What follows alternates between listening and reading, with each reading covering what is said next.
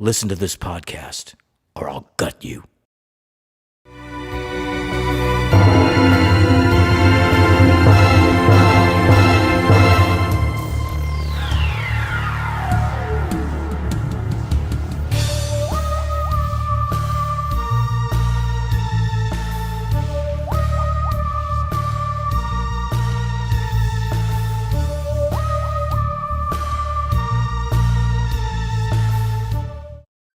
Welcome back, Horror Hounds, to Ghostman and Rivera's Horror Show podcast. Last week, we actually did our Halloween episode. That was supposed to be our follow-up to the Child's Play trilogy special. So today, we're going to get to the rest of the franchise.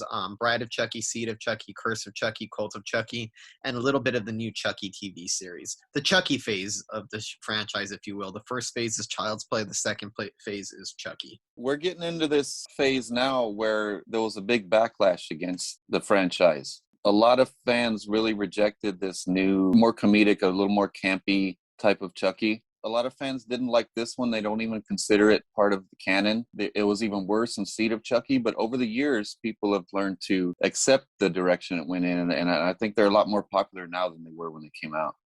Yeah, I actually think if they didn't switch direction, the Child's Play franchise would have eventually grown irrelevant if it was going to be the same thing of just a killer doll stalking poor Andy. How many times are you going to do that over 4, 5, 6, 7? And I think as much as I love the first 3 Child's Play movies, I think that this is where the franchise really started stepping up its creativity in terms of its storytelling and the places that it's willing to go. And for my money, I actually prefer the second phase of Chucky more than the original. And I know some fans aren't going to appreciate that, but I genuinely do think overall it's more creative. I think there's a lot more, there's a lot more imagination put into these films, and there's more variations. They don't feel so formulaic anymore. Yeah, I still prefer the original. It's still my favorite out of all the films. But as far as the phases, the second phase is definitely my favorite and more fun as a group of films, and how the story progresses. It's just so imaginative. Even in Seed of Chucky, no matter how campy it gets, you can still see Don Mancini's clever writing in it, always. Definitely. So let's kick it off. We're starting with Bride of Chucky, right? Yep, Bride of Chucky from 1998. This one was directed by Ronnie Yu, who went on to direct Freddy vs. Jason. And it was written by, of course, Don Mancini, who wrote all of them. We got Jennifer Tilly makes her debut in the franchise on this one. Brad Dourif returns. And we have Katherine Heigl is in this one of her first roles. And the great John Ritter has a great appearance in it. And also Alexis Arquette, one of the famous Arquettes. The movie is 7 years after Child's Play 3, but it takes place 1 month after the events of Child's Play 3. Chucky discovers the perfect mate to kill and revive into the body of another doll. A great score by Graham Revel. I think this is one of Graham Revel's first scores, if not his first. It had great music in the soundtrack. We had Rob Zombie, White Zombie, Blondie, Stabbing Westward, and then it got into some of the heavy nu metal bands like Cold Chamber and Static X. It had a Monster Magnet song. I'm personally a huge fan of Monster Magnet, but it also had some great classics from Judas Priest and Slayer. So a great mixture of music in this one, and the music does a lot for the effect of the movie as well. I think so too. I'm always fascinated with how the Chucky movies start, because you kind of get an idea of what you're in for based on the title sequence. With this one, you can see it starts with a more subtle building score, and we see a police evidence lockup, and we see a Jason mask. We see Leatherface's saw, a chainsaw. We see Freddy's glove, and we see Michael Myers' mask. And I didn't see it when I watched the movie, but I read that the crate from Creepshow is in it too. Yes. Is in the lockup. It's Don Mancini, who is an adamant horror fan, trying to place his franchise in the larger context of horror iconography, and I think it's pretty cool. I dig it. I know not everybody's a fan of it, but I'm kind of into the idea of shared universes amongst the different horror franchises like this. Jason Goes to Hell, incorporating Evil Dead and A Nightmare on Elm Street, and then, of course, culminating in Freddy vs. Jason, who is the Ronnie Yu, same director of Bride of Chucky. Yeah, all see, come back together. it's all connected. We see right away that Jennifer Tilly is going to be the star of this one. And she pretty much maintains that throughout the whole movie. Even when Chucky shines a lot in this one, but always Jennifer Tilly is the star of this one. She's filmed in a way that makes her look cool and formidable. And then she has that great line delivery when she first gets Chucky. It's a "Hello, Dolly" in her little squeaky voice, and then Living Dead Girl plays from Rob Zombie. I think she was a great addition to the franchise and a good way to shake things up, because I think once you're on the fourth film, essentially with a kind of franchise that was starting to fall into a certain type of formula, you needed to add a new character to the mix to try to change things up. And they got a really good actress. I mean, people forget at the time, 98, it was kind of surprising for somebody to like Jennifer Tilly to take on a role like this in a horror franchise, because she was an Oscar-nominated actress, and coming in, her career was doing really, really well. It's different these days. Like a lot of that's not disrespect towards horror, because these days I feel like a lot of more serious actors jump into the horror genre wholeheartedly right from the beginning. But at the time that this movie came out, I felt like in Hollywood it was still kind of a dirty thing, and like what people went to when their careers were not what they not at their height, something a lot of stars hid from. And I think it's awesome how she just embraced this while she was on her streak. And to be honest, it's the thing that she's going to be most known for. It's the thing that she'll be most iconic for.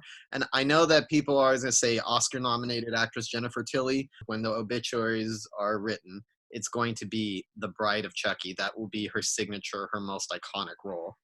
And she knows it too, like with that clever little piece of dialogue in the next movie. When Jennifer Tilly has that clever piece of dialogue in the next movie where she says, "I'm an Oscar-nominated actress, and now I'm fucking a doll." So she's very aware of it, and I'm sure she feels the same way as we do, that's what she's going to be remembered for. Yeah. And to be honest, it's an awesome role. I mean, for one, she's fucking sexy as all hell. She has a wonderful voice. I love that raspy voice that she has. She has a certain kind of attitude. And I like the shift in perspective, because this kind of forced you to like pay more attention to Chucky himself as a character, because Tiffany Valentine, the character who resurrects him, had a relationship with Chucky in the past, and they kind of make this very clear that that's what her interest in the doll and resurrecting it stems from, that was her dead lover, and they were both serial killers. They're both psychotic. So it kind of shifts the focus from the franchise from being about a scared kid who's traumatized by a doll to being about the doll itself, where I feel like this is the first Chucky movie where Chucky, Tiffany are the stars, not the victims. Yeah, and it's a whole new approach to the franchise, and what better actress to use than Jennifer Tilly. And you mentioned her voice. I love how her voice is so high-pitched and airy, but it also has the characteristics of a deeper, smoldering voice at the same time. Sexy rasp that she has. I also love the whole dynamic between John Ritter and Katherine Heigl. I guess he's the foster dad. He's trying to sabotage her and her boyfriend. That whole thing's fun to watch. As you mentioned before, John Ritter is a little too diabolical in this. Don Mancini likes to do that. When he puts a bad character in there that you want to, that he wants to have a satisfying kill, he makes them overly bad. The Chucky series kind of does the same thing. As one of our friends pointed out, Secret Sergio pointed out, that the over-the-top abusive father in the new Chucky series, it's to set up that really satisfying kill when it actually happens. Yeah, that's exactly what it reminded me of in the Chucky series. And satisfying it is, because it's a double kill. First, we got a really creative kill that kind of culminates in a tribute to Pinhead from Hellraiser with that funny line of "Why does that look so familiar?" Only to have resurrected again to be stabbed to death by Chucky. This one also introduces what became the new iconic image of Chucky, which is the stapled together Chucky, because he's in pieces when Tiffany gets him, so she kind of stitches them together and gives him that look that became the new look. I mean, for me, this is kind of the Chucky that was popular when I was born in 1990, so I was a 90s kid. So I think for like the previous generation, the look was kind of weird, because I've heard people complain that that it looks too hard, like it's trying to be scary, as opposed to the original 3 where it was just like a cute doll that turned evil. But I think at this point it was time to try to give it a new look and a new style. And in terms of the story and why he looks like that, and especially the way Child's Play 3 ends, it only makes sense that he looks that way. So it's the kind of, this is the version of Chucky that I grew up with in pop culture, not the clean faced doll, which I love, but this is the one that like is most representative from my memories of Chucky as a child. And it plays into him showing more of his personality Yeah, and I and think. being more of a wisecracking type of character. Yeah, and that makes sense. Since these are more focused on Chucky than his victims, it makes sense that they're more interested in making the doll reflect Charles Lee Ray himself instead of being this cute little doll that scares the shit out of people who are unsuspecting. And I think at this point, the audience knows who Chucky is. There's no point in trying to keep them in suspense at this point. So it's better just to dive in and give people the Chucky that they want to see. Yeah. And I love the whole sequence with Alexis Arquette. He plays a great wannabe goth, brings a good comedy element to it. He's fun to watch, and an awesome kill when Chucky climbs on top of him and Tiffany has him chained to the bed, and he climbs on top of his chest, rips his piercings out and everything. I gotta say, that guy is a moron. I'm sorry. Yeah. He's very well aware that this girl is into killing and is encouraging him to go out and murder. Why the fuck would you allow somebody like that to chain you up, knowing how psychotic they are? Idiot. Just shows you the levels that some guys will go to get laid. Yeah. And what makes that scene even better is Chucky's sitting on top of the guy's chest and he's tormenting him and everything. And the whole time Chucky's tormenting him, Tiffany is dancing at the foot of the bed and revealing like lingerie. And then through that scene, she kind of reveals that then you find out who she is, that they used to be lovers and everything. I thought that was a whole great little scene there. Mm-hmm. But the next scene, I remember getting kind of offended by it before, the Christian Slater joke. Mm-hmm. They punched down a little bit to Christian Slater because John Ritter says, "Oh, he's like Christian Slater on Christmas Eve, like On New Year's Eve." Yeah, on New Year's Eve. That's right.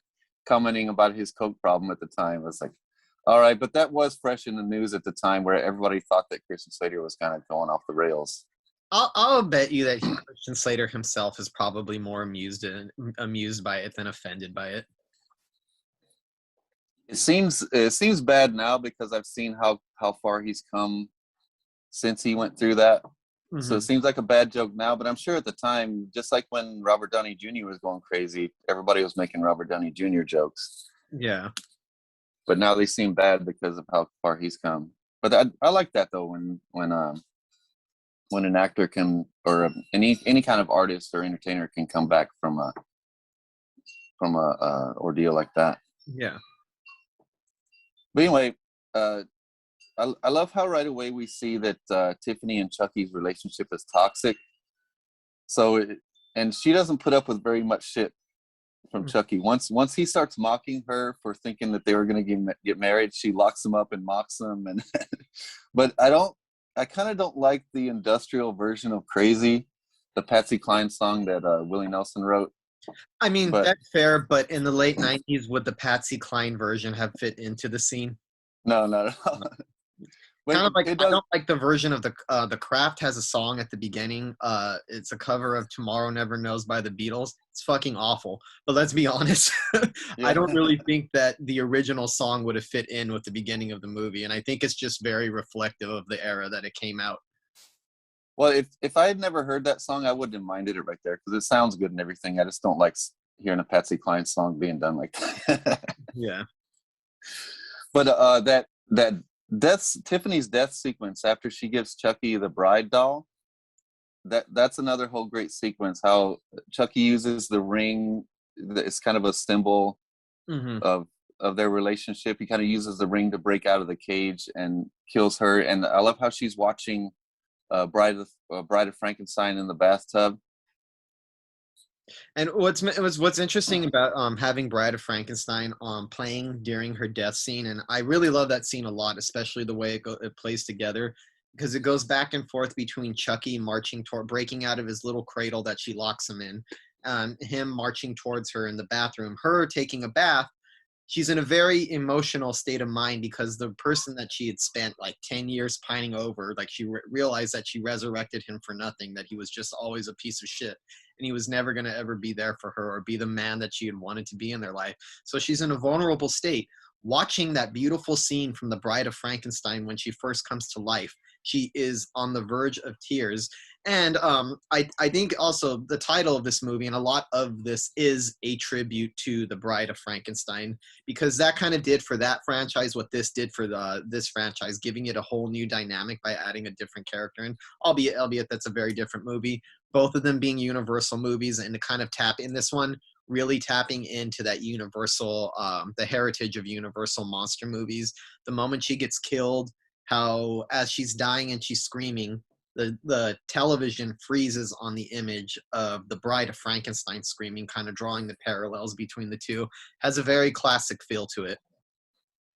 Yeah, and it also had that parallel of the monster creating a partner and then that partner rejecting them, but in a different way, but it had that same type of parallel. Although I must say that the Bride in the Bride of Chucky is a much bigger role in the movie than the Bride in the Bride of Frankenstein is. Definitely, yeah. And at the end of that kill, when Chucky puts Tiffany into the doll, he shows that he's just as great with one-liners as Robert Englund is as Freddy. When he goes, "You're mine now, doll."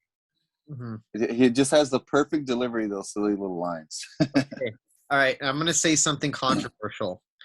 I think it's partially because I genuinely think that the Child's Play series has been a little bit more consistent than Nightmare on Elm Street. Though, to be fair, just so I'm not pissing off any horror fans, I think A Nightmare on Elm Street, the original Nightmare on Elm Street, is a better movie than all the Child's Play movies, in my view.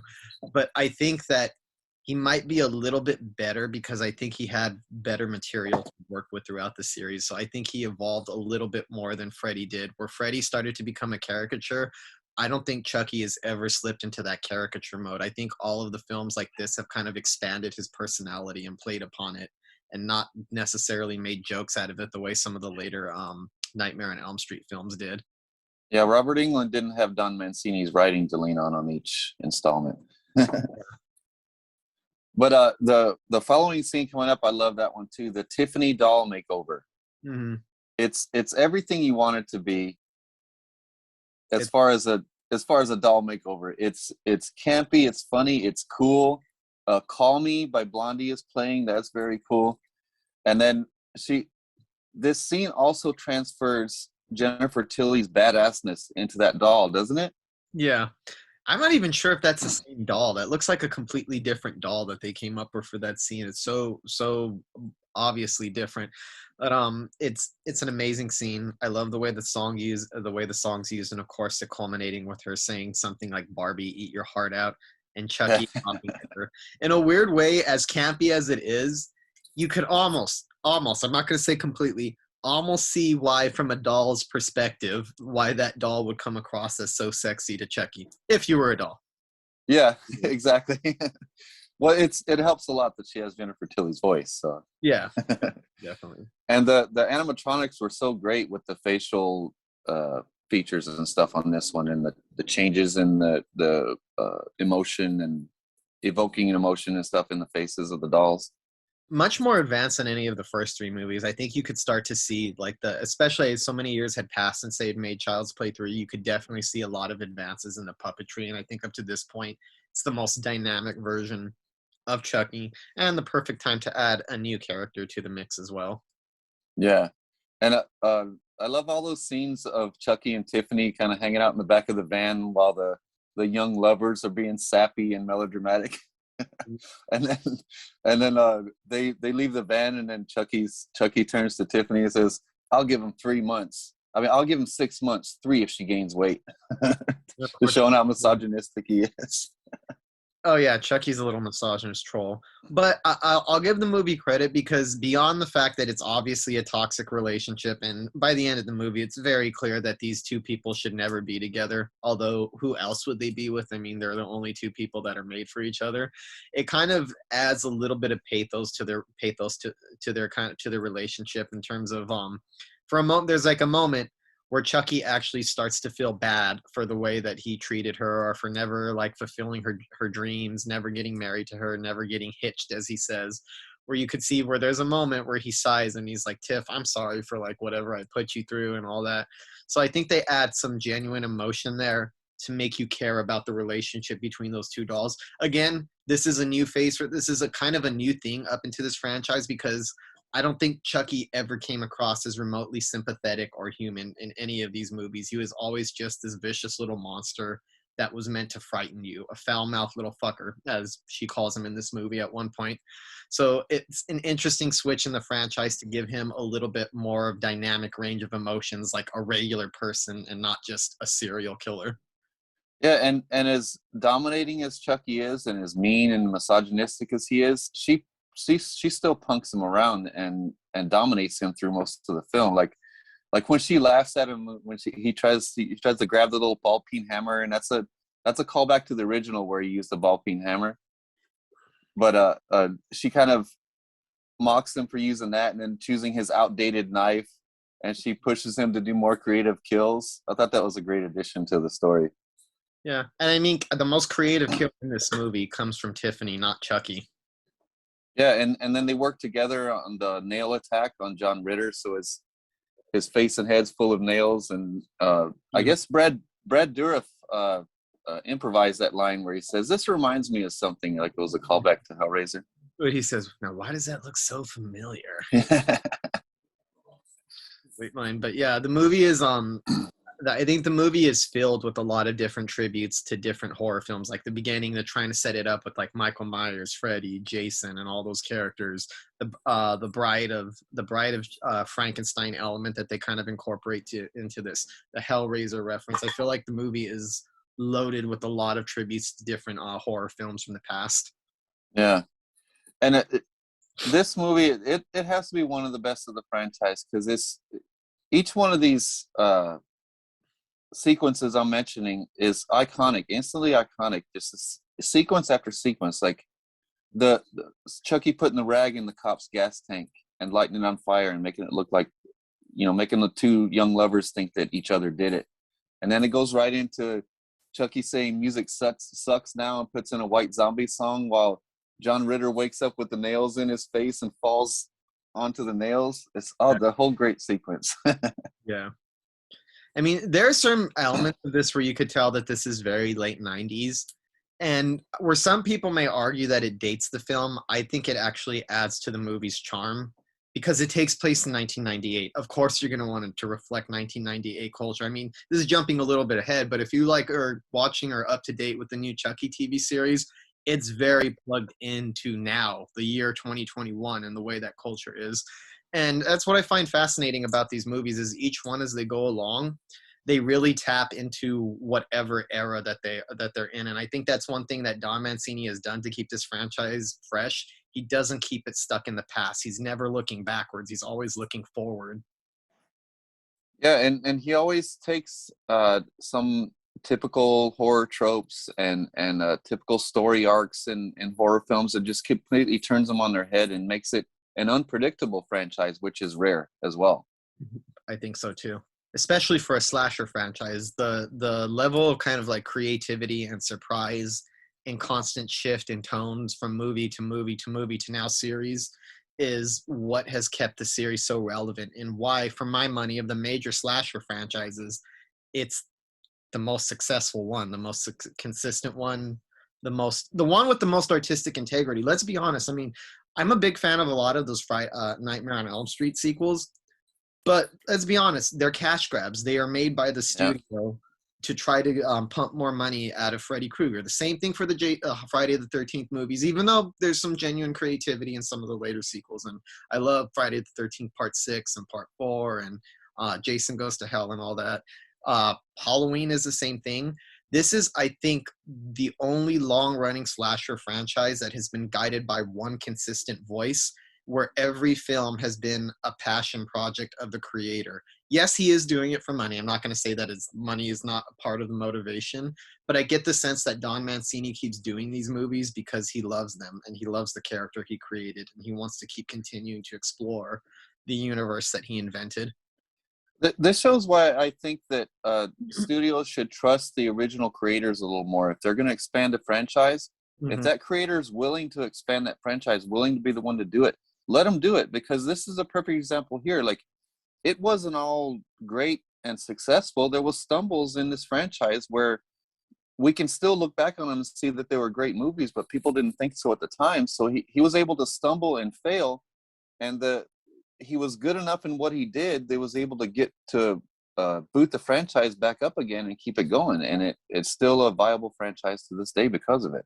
I think he stumbled in a good way, though. I mean, obviously, no artist wants to make missteps, but the stumbling of this franchise, when it does occasionally stumble, comes from the creator trying too many things or trying to do something different with their franchise, as opposed to where most slasher franchise stumble. It's just because all the sequels come across as repetitive cash grabs.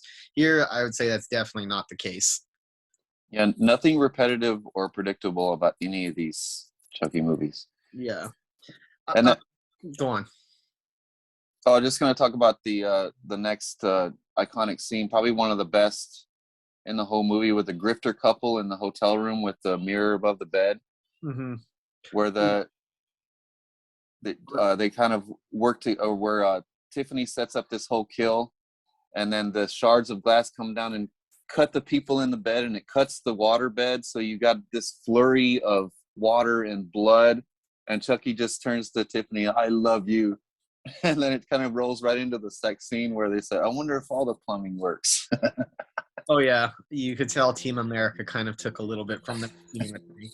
Because I know that people want to point to Team America and the puppet sex, but I'm sorry, Chucky did it first. Chucky did the puppet sex first. And speaking of that kill scene, that's pretty much shot to be like an orgasm, right? The way that it builds up, the way that it kind of like explodes, the look on Chucky's face, everything.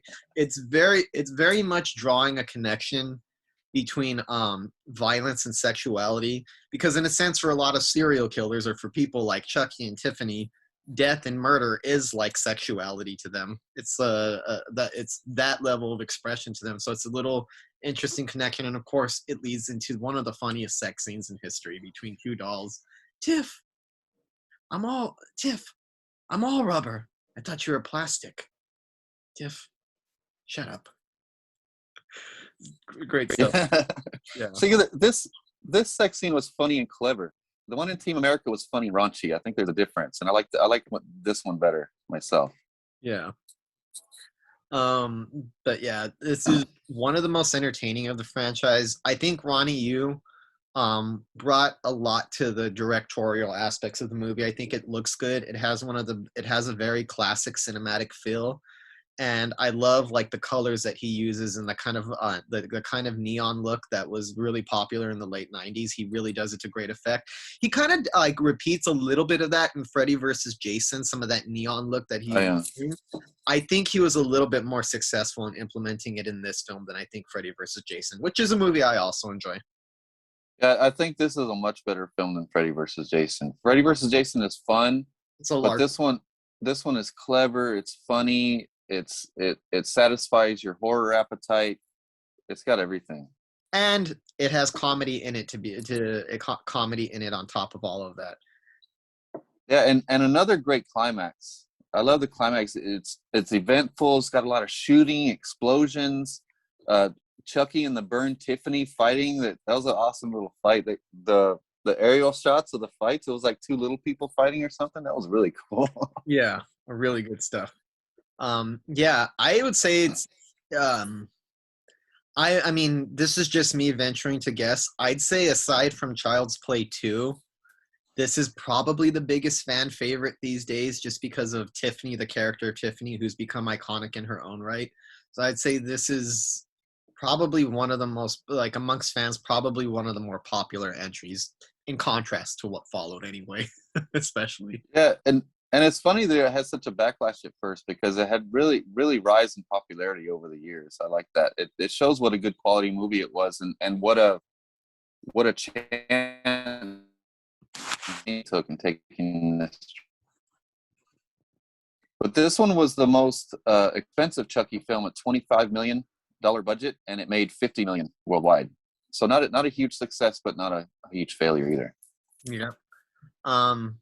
Excellent movie, one of the best in the franchise, and it led into the next one, which is probably the most batshit entry in the whole franchise and the most divisive one, with good reason. I can see why people are going to hate the movie. Some people really hate the movie that we're going to be talking about next. Yeah, Seed of Chucky was a few years later, 2004. This was written and directed by Don Mancini. This is the first one he directed. And as much as I like this one, you can tell that this is his first time directing. And he really became a lot better director in the ones that followed this one. Oh, definitely. But this one was still good. Even though it lacked in the directing, I think it made up for in the writing. And the writing and the humor. Okay, look, my biggest criticism of Seed of Chucky stems from the fact that Don Mancini is a first-time director on this movie. It's the flattest looking Chucky movie. I'm talking about, like, the visuals aren't very dynamic. Some of the backdrops, like, they're not even real backdrops in LA. They're like these green screens and they look kind of patently fake and they're not believable. I think some of the visuals are sitcom quality level in terms of, like, the filmmaking. I don't think there's much creativity in terms of the mise en scène or anything like that, especially in comparison to, like, Bride of Chucky, which came first. I think directorially it's kind of a step down. Having said all that, I really like Seed of Chucky a lot because I think it's funny as hell. I think it's really humorous. I think it's really fucking over the top. I could totally see why this humor is not going to work for everybody, and I could see why for some people this does not fit the Chucky franchise. However, I think I embrace it because it adds, like, a new element. Because I know that Bride of Chucky definitely had camp, it definitely had humor in it, but it had nothing so wild as I mean, let's try to even describe the plot of this movie. And like if the plot doesn't sound ridiculous, Jennifer Tilly, washed up Jennifer Tilly, playing herself in this, is now playing the Tiffany doll, so meta, and she's trying to sleep with Redman. Yes, Redman, the rapper, the really popular hip hop artist, to get a role in his biblical epic about Mary, the Virgin Mary. So it's about Redman directing a biblical epic about the Virgin Mary, considering Jennifer Tilly for a role as the Virgin Mary. There's nothing virginal about anything about. I mean, I don't mean that as an insult, but I'm sorry, Jennifer Tilly exudes sexuality and sex. So that's what kind of makes it more humorous. And the fact that his other choice is a Julia Roberts, which is also a stupid choice for the Virgin Mary. That doesn't work. That doesn't work either. That in itself is ridiculous. And then to add it, you have John Waters snooping around as a pervert paparazzi guy, making goofy lines, saying things like "God bless the little people," as he's taking pictures of Chucky masturbating and doing these things. So you even describe the plot of the movie, it sounds fucking absurd. It sounds ridiculous. Like, everything about it sounds ridiculous. And I think Don Mancini wanted to try a new flavor out for the franchise and embrace that goofy side that was always a little underneath some of the movies and kind of reared its head more in Bride of Chucky. Here he's like, okay, let's let it full flower and let's let the insanity flow. And for me, it works. I really dig a lot of the choices. And I get it, the humor is probably off-putting for a lot of people, but I personally think a lot of this is pretty funny if you can embrace the cheesiness of it all. Yeah, and of course, Jennifer Tilly and Brad Dourif both return, and then Billy Boyd is really good as Glenn and Glenda. And then, as you mentioned, Redman was originally written for Quentin Tarantino, so that was supposed to be Quentin Tarantino that was making a Bible epic. I didn't know that. That's interesting. I mean, that's no more ridiculous than Redman doing biblical epic. So yeah, sure, I can see. Exactly. So to me, is inevitable that Chucky would have a kid, but it's entirely unexpected how it plays out. Because you have an idea of how a movie with Chucky and Tiffany have a kid would play out. It plays out nothing like you would think. I gotta say, I think a lot of I wouldn't even call it subtext, because subtext lies beneath the surface. The text of this movie that I feel kind of flew over all of our heads at the time. And when you watch it now, it's so crystal clear what's going on, is that Chucky's child is gender fluid and is having kind of an identity crisis in this movie. And it's a big point of contention in the film. It's a big part of that character's story arc. And it's even part of Chucky and Tiffany's arc, because by the end of the movie, Chucky although he wanted a boy, comes to accept for the child for who they are, and loves the child, loves his kid, regardless of it's a boy, however they identify. And it's the same thing with Tiffany, who kind of wanted a girl. And I think at the time, people just looked at it as this really weird, like zany thing. But as the conversation and the needle has moved about a lot of topics like this, I think it's become very clear that was what this movie was trying to do. I mean, Don Mancini has already said that he was adding LGBTQ elements in Bride of Chucky and stuff like that. So I think this one was a little ahead of the curve, because I don't think there was much conversations about gender fluidity in the year 2004. So I think he was really ahead of his time with that storyline. Also, I find it interesting is that most people were like, I mean, I understand the movie didn't have like it wasn't very popular because people didn't like the way that it played out, didn't like the humor of it. But there was no complaints about that aspect of the story. If you were to release this movie now, exactly as it is, without altering anything, can you imagine the cries that would come about of wokeness and they're shoving the shit down our throat? And it just shows you stuff like this has always been there. It's just a couple of fucking idiots have barely started realizing it and getting offended by it.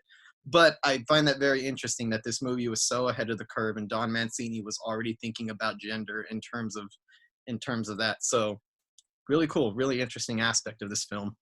Well, this story was ripe for having a dialogue about transgender people, because a lot of dolls, like the Ken doll and the Barbie doll, they have no genitals. Mm-hmm. So it's a clever kind of takeoff on that, and uses it Mm-hmm. to speak about a socially relevant issue. I thought that was really clever. Yeah. And this one had another great opening sequence. It opens with the animated sperm, as you think it would, Chucky's sperm going through the birth canal, and then you have the POV of a doll. I love that whole beginning sequence of the POV of a doll that's given to a little girl, and they call it ugly. So you see, oh, this might be like a weird looking spawn of Chucky and Tiffany. And then he stabs the dad and makes him fall over a railing. It's a real graphic kill. And then you come to find out it's Glenn's dream, and he's in a freak show in England. Yeah. So everything kind of shakes up the story like you think it's going to go, and it tells you right there, this story is going nothing like you think it's going to. Yeah. So even if you don't like it, you got to admit it doesn't take any safe routes. And then even the way they introduce Chucky, you fully think that you're seeing Chucky and Tiffany after someone in a kill sequence. Mm-hmm. You see Chucky in a bag of presents. He tears out of the bag of presents, and then him and Tiffany are killing, and then he gets stuck on the fuck with your mind, and you're like, what the hell is this? And then you come to find out they're on a movie set. So yeah, very meta. And of course, having Jennifer Tilly in this playing herself, and I gotta say, she's a real sport, because this is not really a flattering picture of Jennifer Tilly. They make fun of the fact that she's washed up in this movie. They even try to hammer her weight on her weight and the weight that she'd gained over the years since Bride of Chucky came out, and it's used as a joke too. Or even the Tiffany doll mocks her and even says "fuck, she's fat" when she's trying to carry her across the thing. So I have to give Jennifer Tilly a lot of credit. You really have to have a sense of humor about yourself and a thick skin to be able to portray yourself in such an unflattering light. And you know what? Jennifer Tilly is still beautiful, regardless of how much weight she gained or not. But it's just interesting that she was willing to do this with that role and kind of go to places that I think would make a lot of actors or actresses, thespians in general, a little bit uncomfortable, because I was just gonna say, it's one of the many reasons she's just so cool. She just oozes coolness and sexuality. I just love her. So I have to wonder if Don Mancini had her permission to give that kind of. I imagine he would have to before he starts writing it like that. They'd have to have some kind of discussion about what's okay and what are the bounds, and if this is embarrassing to you or humiliating. So I'm pretty sure there had to have been a lot of dialogue between Jennifer Tilly and Don Mancini about their portrayal of Jennifer Tilly in this movie. But I'm glad that she went along with it, because it gives the movie a lot of comedic edge. Yeah, and then through her, Don Mancini also has a lot to say about Hollywood culture, especially the toxic side of it. Yeah. And that's why I was surprised that Redman also had a very good sense of humor about it, playing such a predatory type of guy, and he was playing himself. Yeah, and obviously these are, and I think what keeps it, yeah, he is playing kind of a more predatory version of himself, but I think what keeps it like all within the bounds of being okay and acceptable is that we know that this is not really Red Man. This is an exaggerated, wild version of Red Man for this universe. This is not really Jennifer Tilly. This is Jennifer Tilly in the universe of the Chucky films. So I think that's what keeps it away from being like bad portrayals or a little mean spirited in a certain way. Yeah. And with Tony Gardner, he's a real puppeteer that runs Chucky, and he gets his head cut off with a wire because he tries to take Tiffany apart in the props department. Mm-hmm. I love that whole scene, and he was stoked about that, by the way, getting to be beheaded in his own movie. Yeah. I would say if I want to like, because I don't think this is a perfect movie. I enjoy it a lot as a Chucky fan, and I'm amused by the humor. If I want to get to another flaw that I see besides some of the uncinematic quality of it, is it me or does Jennifer Tilly's voice as Tiffany seem a lot less spirited than it was in The Bride of Chucky? It's a much more subdued take on the character, and it doesn't strike me as vocally as dynamic as she was in Bride of Chucky. The way that they kind of played up the elements of her raspy voice. Is that me, or did you get a sense of that as well? Yeah, in Bride of Chucky, I feel like her voice sounds like this is my movie, and I'm gonna own this. Where this one, she's one of the players, you know. Yeah. Still, I think there's a part of me that wishes she would have still played it as if it was still her movie, regardless of her just being one of the players this time around. And it's not a major thing. She does a good job, but I feel it's missing some of like that spunk and the vivaciousness that her vocal performance had in Bride of Chucky. Yeah, but I love that scene where Tiffany the doll comes and confronts Jennifer Tilly, the actress. Mm-hmm. That was a great scene, the back and forth, and that's about the time that John Waters shows up as the paparazzi. Yeah, I mean, all of this sounds absurd, and at one point, Chucky even screams screams out loud, "Enough! This is fucking nuts!" And if you know me, I have a very high tolerance for nuts, letting you know that Don Mancini is aware of how much he's letting the story go off the rails in completely insane directions. Yeah, and then when you can tell how batshit crazy it's getting right there, the very next scene coming up, Tiffany shows her boobs to Chucky so he can jerk off so they can get sperm from him to make a baby. And then he ends up looking at the Fangoria as a porn magazine. Mm-hmm.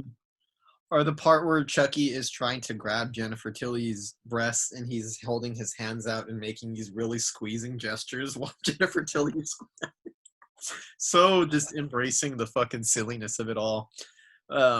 Yeah, this movie's just a fun movie. It's not perfect. I think it's probably the least impressive looking of the franchise, but it's far from even being one of the worst ones. And I still enjoy it to this day. I get a kick out of Seed of Chucky, and I look at it as an essential part of the Chucky mythology, the Chucky lore and everything. I think like the Glenda, their trip to Hollywood, Tiffany Valentine taking over the body of Jennifer Tilly, which they explore. They make a joking reference to in the next movie.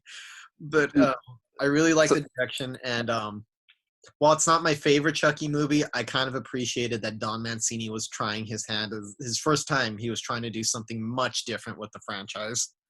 There's so much great self-aware dialogue. Like I love when Jennifer Tilly kept using her part in Bound, where that's the big movie she got a lot of accolades for before she was Tiffany. Mm-hmm. So they actually addressed it in there, and she uses her part in Bound to seduce Red Man, saying that they could have a threesome with her. He could have a threesome with her and Gina Gershon. So I'm like, damn, Don Mancini, you are a smart motherfucker. Funny as hell.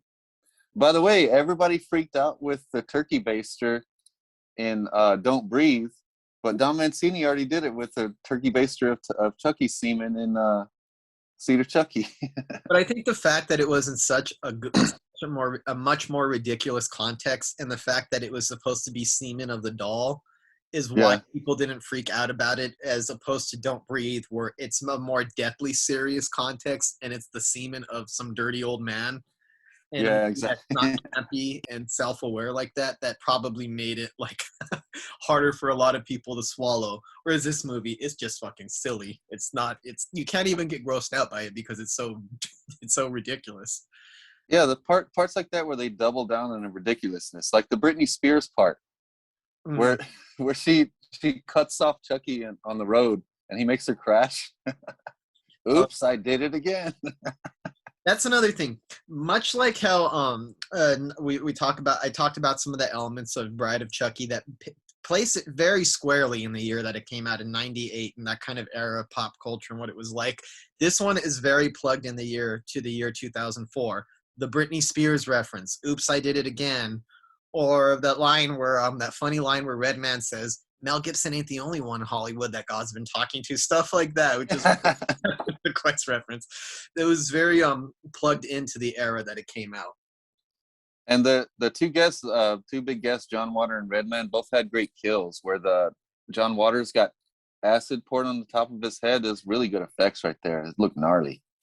And John Waters being John Waters had a blast doing this, and like I can imagine him picking up the script and reading it and saying, "Yes, yes, I want to be part of this campy and sadness, this campy madness and insanity." So he fits right in, like he totally fits into this world. It's like, of course, in a world this ridiculous, John Waters would be snooping around taking pictures, perverted pictures of masturbating dolls. Yeah, I was kind of taken aback by the graphic kill of Redman too, where he stabs him between the legs and then takes out his intestines, or Tiffany does. Yeah, I mean that's a credit to Don Mancini. As ridiculous and silly and campy as this gets, they never hold back on the over-the-top wild kill scenes or the graphic gore that you kind of want out of a slasher movie. So they never hold back on as goofy as it is. The horror elements are not really like tamed down. Or, if anything, this is probably the goriest one up until this point. They didn't do anything to dull the horror elements despite all the rampant comedy. Yeah, like that when Tiffany sets the assistant on fire, and Mhm. that great gnarly looking fall off the ledge, Yeah, and then you see it's actually Glenda, and when Glenn turns into Glenda, doesn't he look like Annabelle? a little bit. But It yeah, almost seems like, or Annabelle. yeah. And it furthers the dialogue of the transgender thing when Glenn wants to be a boy and a girl, and then Chucky even has a speech about being in the closet. Hmm. Oh yeah, So that's a very, very like that makes it even more obvious when you're watching it now that putting that line is a metaphor. He's talking about the things that we keep in our closet. But of course, it's Don Mancini. Being Don Mancini, he injects those elements into the franchise and has been injecting them since the Bride of Chucky. There's a lot of gay subtext in the Bride of Chucky, and of course, this is the first one to have the gay character, the best friend, who gets completely smashed before the Devil's Rejects. oh yeah. I kind of feel like I forgot what the other scene was, but I feel like there's a couple of scenes I'm just circling back to Bride of Chucky that were used in the Devil's Rejects, and one of them is the person getting splattered by the car. And I don't know if that's a coincidence or not. And also the element of the fact that Rob Zombie actually composed the song "Living Dead Girl" for the movie Bride of Chucky. Oh, I didn't even know that. Yeah, it's Cool. not just them using that opening, like that Rob Zombie song. It's not that they're just using a Rob Zombie song. He actually made that song for the movie. But yeah, back to Seed of Chucky. Sorry. But Chucky has another good speech after that one, how he embraces being a doll, and now he loves being a doll, because that signifies a big shift in the franchise too, because he stopped being obsessed with getting out of the doll after that. Yeah. And of course, they have to do or had some kind of elements or twists like that where he's kind of, because this is more about Chucky now, and I like the fact that he's embracing his Chuckiness, that he is a killer, supernaturally possessed doll. One of the most notorious slashers ever, and very aware of his own pop culture status in this movie. I'm Chucky, the killer doll, one of the most notorious slashers in history. He's aware of almost his iconic immortal status and really embraces it, and just goes to show how the Chucky, the of Chucky phase is more about Chucky than it is about his victims. And I really dig that about this. Yeah. Another hilarious scene is that final scene, the epilogue that comes at the end. With 5 years later, they had these little ginger kids. One of them's mean and one of them's nice. And Jennifer Tilly is now Tiffany. Tiffany is now Jennifer Tilly. Yeah. Yeah. So this was the last Chucky film to be released in theaters, even though I thought the two following this film were better than this one. This was also released by Rogue Pictures because Universal didn't want it. I didn't even realize that. Yeah, I think that when Universal saw the final product and saw how wacky Don Mancini had gone with it, are probably like, okay, I could imagine some marketing execs looking at this movie and being baffled, like, what is this and how the hell are we supposed to market this movie and like what's going on? So I could definitely see how timid studios are, the way that they would look at this and not know what to do with it. I definitely see that. Yeah, and so much so that the next film, that was 2004, so the next film didn't come out till 2013. And this was a direct answer to the way that fans rejected Bride of Chucky and Seed of Chucky. It was a return to form, a return to more horror elements. But as you can see by the end, he still kind of returns to the more elements of the Seed of Chucky and Bride of Chucky. Yeah. But I think they're more effective doing it that way. I think it's a perfect lead-in into the show because it makes that world more plausible, like more of a real, tangible world. I mean, so we're now getting into this is 2013's Curse of Chucky. All right, so this movie is not my favorite Chucky in the franchise. It's not my favorite Chucky movie, but I honestly think this might be the best directed film in the franchise, purely from a cinematic point of view. And it's kind of like shocking to me because I think the biggest thing that Seed of Chucky was lacking was a strong directorial hand. It had funny writing and great characters and zany humor. What it just needed was a little bit more of a sure-handed directing.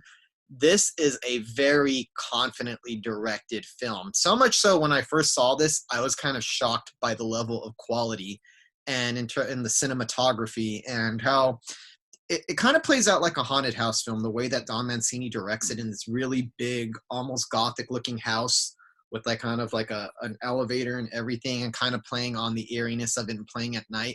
So many creative camera shots and different camera angles that slowly build tension. All of the shots that I could think of, the ones where they're showing the close-ups on the food that you know that's poison, then the over-the-top shot where the camera keeps circling back and forth, not back and forth, but just in a complete circle, that you lose track of which bowl is poisoned, and it just completely amps up the tension. And the way that Don Mancini just lets each moment linger for a very, very long time, to the point where things start getting very uncomfortable and tense. And Chucky, to me, this is the most that Chucky ever actually really creeped me the hell out in any of the movies. The way that he just appears at different spots, and the way that the lead character, Nika, played by Fiona Dourif, daughter of Brad Dourif, who does a wonderful performance here. The way that she just keeps going to like different parts of the house and just seeing the doll sitting there still as a doll. And you could see that she's a little puzzled. She thinks, it's kind of strange. I thought I put this thing here, but it's over there. And every time it goes missing, it keeps ending up in really odd places. I think it's fantastically directed. And I think the fact that it's kind of direct to video for me anyway, is a big disservice to the quality of this movie, because I've seen horror movies released in theaters that don't have like an ounce of the care put into it that was put into this film. And this was the first one shot on digital video. All the rest of them were shot on film. But you can't tell. It's just as cinematic or more cinematic than any of the others. And you can see an evolution in Don Mancini's filmmaking from the last one, from Seed of Chucky to this one. Just seems like a completely different director. Yeah. And as you said, Brad Dourif's daughter's in this one, Fiona Dourif, excellent actress. And she goes on to do even more in the next movie. Of course, Brad Dourif returns, and we see him immediately. This is going to be a serious movie. It's a somber score. You see a house in the woods, all these lingering shots, a girl in a wheelchair living with her mom and gets a Chucky-sized package. and then the tension starts right away. What, like, Who are these people? it's anticipation. Like, when is Chucky going to show himself, and what's he doing there? Who sent him there? So it starts all this tension and questions. Yeah, I think this movie like really uses the knowledge of who Chucky is against the audience, because it's like the first time since the original film where you're sitting around going, what's going on? And I think the fact is that we don't know who these characters are. We've never met these characters before in the franchise. These are completely new people. There's an element of mystery as why somebody would send a Chucky doll here to that house specifically to these people. And it's something that kind of keeps you guessing. And what's interesting is even though it kind of goes down to the more stripped down style of the original Child's Play where it's building tension, Chucky is kept in the shadows for a very long time before he comes out full force. It ends up being a little bit like Bride of Chucky and Seed of Chucky by giving us some of a little bit more backstory about Charles Lee Ray and a little bit more of insight into his past and his connection to this family and why this doll is landing there. So this is one of those cases where Don Mancini was able to tap into the stripped down quality of the original, of just like that pure tension of not knowing when Chucky was coming out, while still tapping into expanding the mythology of Chucky the way that Bride of Chucky and Seed of Chucky did. In a way, he kind of had his cake and ate it too. Yeah, and I, out of a lot of great title sequences, I think this is one of the best because of the subtlety of it. You see a really graphic death of the mom. It's pretty. It comes right away because it approaches the story in such a subtle way. It's shocking that you get a death that quick and you don't know who did it, and then the title comes, and then you just see a creepy shot of Chucky, and then the title comes up, and then even more ominous title music comes over the score. And isn't Chucky creepy as like a cute doll that ends up in weird places through the house that you know that he's not supposed to be at? There's something very strange and eerie about the doll this time around. It plays into the drama because after that first like graphic kill, you jump back into the drama where Nika tries to navigate family coming over and her condescending sister. They're coming for their funeral and they're talking about selling the house. And the whole time this drama goes on, you keep showing these weird shots of Chucky in different parts of the house. And you just wonder the whole time, when is he going to strike? And then that leads right into the awesome dinner scene, which I think is one of the best scenes in the movie. Chucky, all you see is Chucky's little hand put rat poison in one of the 6 food dishes. And then who is it? So it's illustrated by this spinning camera that you talked about over the top. And the close-up on the people's mouths as they chew, especially the little girl. And then he keeps fooling you and making you think that the little girl did it, is the one that ate the poison, and she even says it tastes funny. And there's a tension constantly builds through not only the dialogue, but the things like the camera shots and the overhead shots. It's just constant, expert crafted tension building through the whole thing as far as I'm concerned. Yeah, I remember when I first saw this movie, I watched it with you. I had to go and read things about it because there's a part of me that was like, when it was over, I was like, was that really as well made as I thought it was? Or am I just fucking tripping? Because that was really, really unnaturally suspenseful and very tense. And there's so many moments in the movie like that where my biggest complaint about Seed of Chucky is the lack of a dynamic cinematic quality. Don Mancini seemed to have learned a hell of a lot, because another great sequence that I can think of is the elevator sequence. That shot of just in the dark when all the lights go out in the house, you just see the silhouette of Nika in the wheelchair holding the Chucky doll, and it just goes quiet and silent there for a long time. You don't know what's going on. It builds up tension, and you just hear that like you hear something of a knife. And you're in Nika's position where you don't know where that's coming from. It's just a weird sound. And then when the light goes back on, Chucky's head turns around and it starts laughing, like laughing in her face in a cute way. He still hasn't completely revealed himself. It's such creepy shit that really permeates throughout the movie, that when I was watching this, I was like, wow, I feel like I'm watching this is what you expect at the start of a slasher franchise, not the types of movie. This is the type of movie that you would get in the first film of a successful slasher franchise, not the type of film that you would end up with in the 6th entry over 20 years later to do it that well. So really impressed with Don Mancini's directorial skills in this movie and the way that he builds a natural tension. And he made Chucky, I think, the scariest that he'd ever been up until this point in this franchise. I mean, he was always intimidating. He's scary in the first one, but there's something very, very unnaturally creepy about him this time around. Yeah, there's a great, you mentioned the elevator. There's a great use of that elevator, which calls back to the elevator in the first one. Mm-hmm. And just the great use of that huge house space, period. Yeah. He utilizes it so well. And then for this to be such a stripped down story, he sure adds a lot of layers to the characters and to the drama, because you already have drama with the condescending sister and them coming in and thinking about selling the house and all that. And then you have the love affair between the sister and the nanny. Oh, yeah. It kind of comes out of nowhere, but also you kind of get it because of the way the sister is. She just seems like a hypocrite like that, you know? Yeah, totally. Exactly that kind of the character. I think Fiona Dourif plays Nika, the main protagonist of this movie. I think it's kind of a cool addition to the franchise. For one, and it just goes to show you how inclusive Don Mancini tries to be in these films by having a different type of character. How many final girls in horror movies or in slasher films have you ever seen that were like disabled or anything like that, or in wheelchairs as the lead character of a movie? And not only just using that as a gimmick, kind of like tapping into some of the tension of that and to what she has to live through her whole life, and how her sister condescends to her because she's stuck in a wheelchair, and how she treats her like a baby because of her disability, and the trials and the tribulations and what she has to go through as a person. I think it adds a lot to her character, and it makes you kind of like really understand. It's not like a cheap gimmick, let's just use a disabled character. I think it's very heartfelt, and I think they really use her disability to really lean into different elements of the story. Really good use of that character. And that it keeps you fully invested in the story throughout the whole time, even though we're not seeing Chucky kill. We're not seeing Chucky animated at all for the first 45 minutes. Mm-hmm.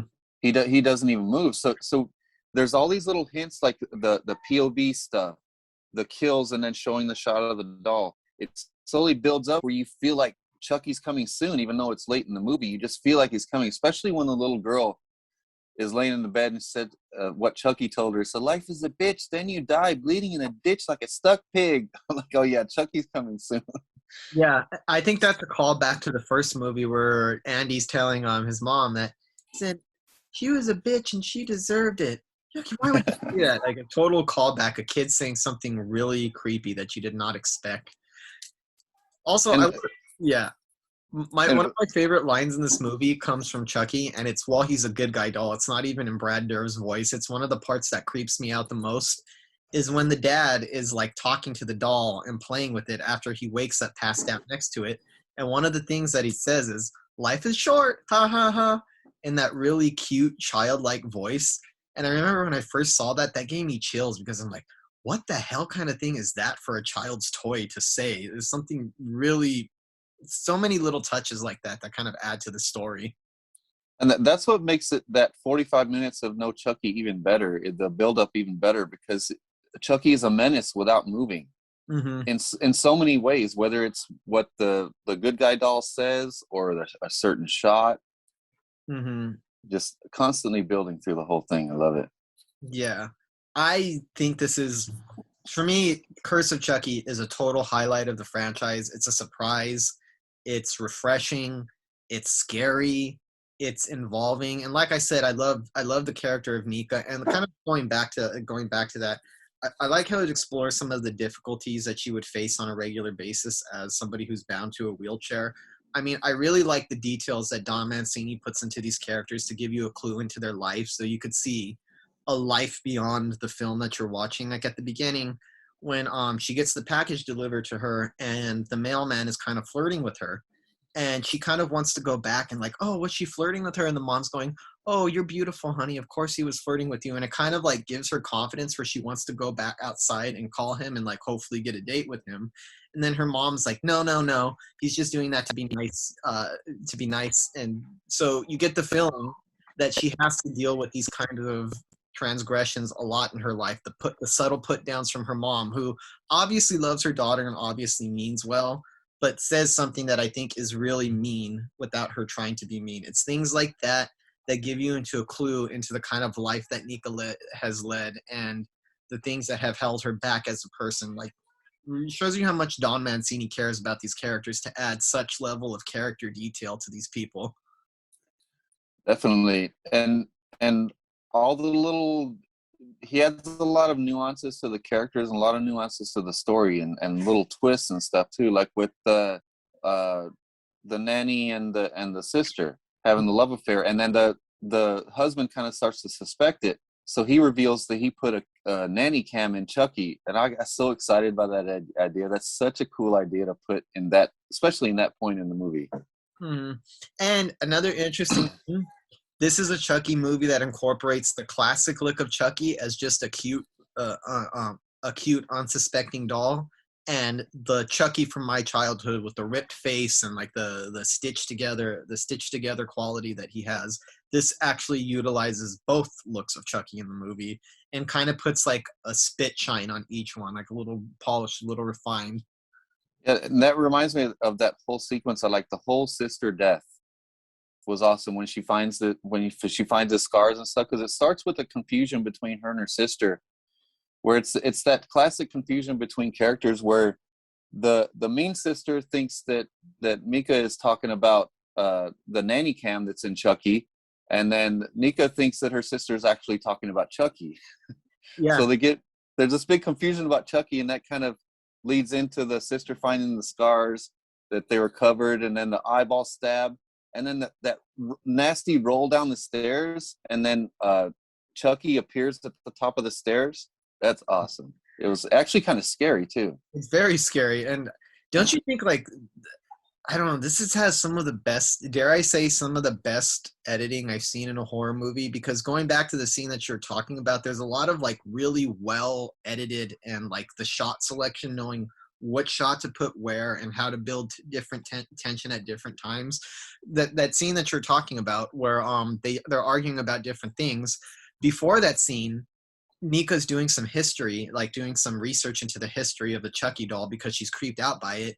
And just as she's learning who the doll is and kind of learning about Charles Lee Ray, it's also building up to Chucky finally coming alive and coming with his first real big kill scene. And these two scenes are kind of edited together at one time, and they culminate and climax at the same time, where it clicks with Nika what the Chucky doll is. At the same time, Chucky does his first epic kill in the movie. Like, the kind of way that it builds tension on top of each other. Such good editing in this movie. Good editing and good shot selection. And that rolls into another great kill, is Ian's death. Mm-hmm. And I love the whole sequence about how it's so well crafted that you, like, if you were Ian, you would think that Fiona was the killer too. Yeah, you think she's crazy. Because from his point of view, it looks very much like she's the killer and she's kind of unhinged. So then, I love that part. He looks at the nanny cam. I've been waiting ever since he said he put that nanny cam in Chucky. I was waiting for him to look at it. So he's looking at the nanny cam, and then he sees Chucky, and he's like, oh shit, it's real. And right when he realizes it's real, he switches to the live speed, and that goes right into the hatchet into the mouth. Oh, classic. I love that part. Yep. And I keep feeling we gloss over Brad Dourif, because Brad Dourif is great in this, like he is in all the Chucky movies. But I think this is the one where I feel like the highlights of this movie are the filmmaking itself, and Fiona Dourif and the performances and the tension. Where I wouldn't say Chucky's an afterthought. He's definitely not, because we learn a lot more about Chucky's backstory and a little bit about his past in this one, more so than I think we've done in the previous movies.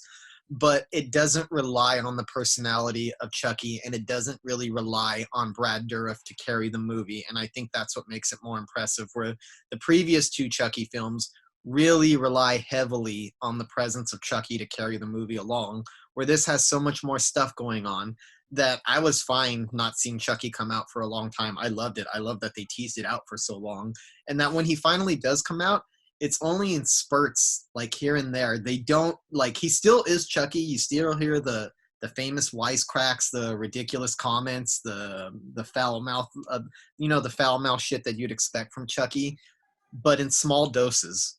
Yeah. Yeah, you don't really get it like full on endless chatter from him, and I kind of dig that. I like the new approach, which is in such stark contrast to Bride of Chucky and Seed of Chucky before it. And another way that Don Mancini manages to keep this character fresh. And you can still trust Don Mancini to give you an awesome, crazy, and fun climax. Mm-hmm. Like the whole showdown between Chucky and Fiona, Nika, when he does a hatchet to her knee, and I can't feel that, so fuck you. She keeps fighting him. He pushes her off the top floor. It's all great. And then through the course of this, you get the reveal as to why Chucky came after her. You get those cool little black and white flashbacks with the yellow sunflowers that were the only color in the flashbacks. I thought that stood out pretty well. Isn't that so reminiscent of Sin City? Every time I see the sequence, I keep thinking Sin City. I'm like, that's so Sin City what he's doing right there. But yeah, at the end, you get a little bit, which is interesting. They show Brad Dourif. It's the first time since the first Child's Play movie that Brad Dourif is in it as an actor and not just the voice of Chucky. And I'm surprised, like in 2013, he obviously can't do it now, and you could kind of tell because this was like 9 years ago.